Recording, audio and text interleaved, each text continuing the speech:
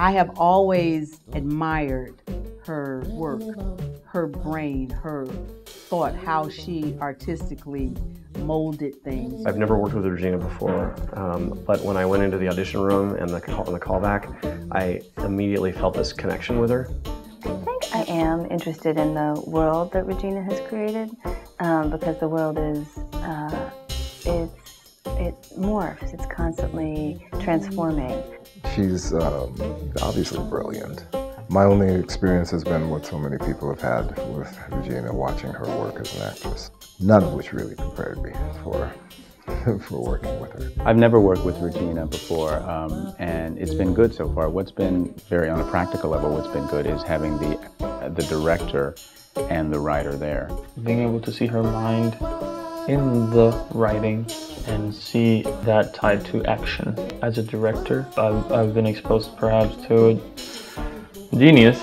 Not perhaps, I think she's a genius. This was my chance to get to work with her on a new piece and sort of see what her process was. I think as a person who writes a little bit, I'm watching how she's doing it. You know, I'm sort of like in awe of how she's able to be very present for the actors. You know, we bring her ideas for which she's very flexible, but sometimes, you know, she does stick to her initial message and seeing a person decide and make a very clear stance on what they want to say. I am able to go to the writer if there's a script change and say, why did you change this from this to this? What were you thinking when you did this? And that's really nice, instead of guessing what the writer meant. She's got this very gentle spirit, and yet is so confident and sure about what she wants and how the musicality of the play is.